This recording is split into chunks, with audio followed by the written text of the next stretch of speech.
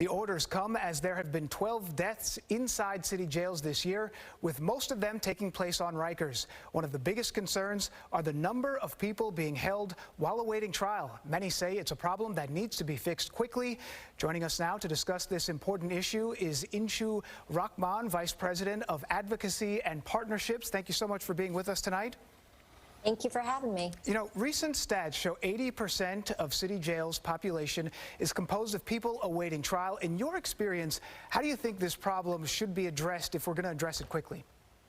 Well, so the problem is that we have a new bail law in this state, and contrary to what some might say, it's actually working and working well, which means that people who are poor aren't being held in jail simply because they can't afford the price of their freedom.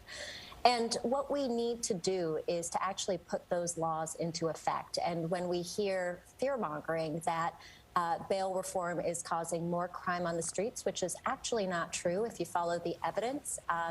The uptick that we have seen, and it's a real uptick in shootings in this city, has nothing to do with bail reform. It is literally not connected to those changes in the law. You know, but what we've seen is that the rhetoric is actually causing judges to be cautious and not follow the law and not actually release people when they should, or if they're going to set bail, to set affordable bail, which is what's required under the law. And it's why we have close to 6,000 people in the jail now. Expanding on that, what you're saying there, because we just heard in the last segment Police Commissioner Dermot Shea sort of point out some of the bail reform laws that he has said is directly leading to an increase in crime on the streets. He has pointed out people who've had several different issues that have happened, that have been released, who then commit a crime again. I mean, what would you say to him to try and change his mind? He's there, you know, in it every single day.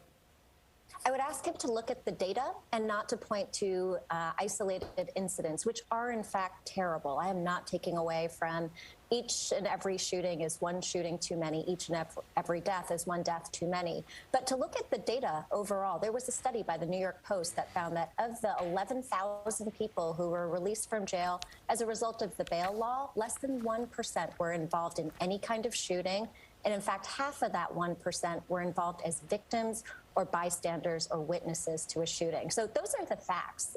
Bail reform is not leading to more crime on the streets, but it is fear-mongering, like what Commissioner Shea is doing, that is leading to the crisis at Rikers Island, where we are seeing people literally being warehoused in a jail that is decrepit and falling apart, and where fully 1/3 of the corrections staff are not coming to work on any given day, even though they haven't called out sick, they haven't reported why they're not returning to work, but they're simply not coming. That's the crisis that the fear-mongering has led to. Inshu, one last issue that I wanted to talk to you about quickly. You know, the Manhattan DA has directed prosecutors not to ask for bail in nonviolent cases, potentially putting some folks back out on the streets if there are these low-level crimes. I mean, quickly, what are your feelings on this? Good idea, bad idea? There's got to be a middle ground here.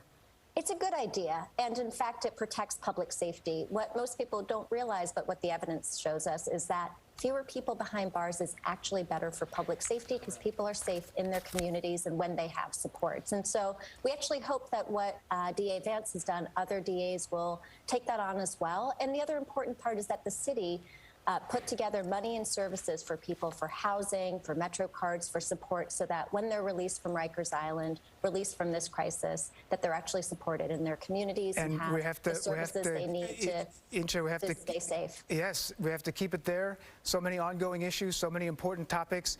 Inshu Rahman, Vice President of Advocacy and Partnerships, thank you so much for joining us. I'm sure we'll talk again over the next few months as this all plays out.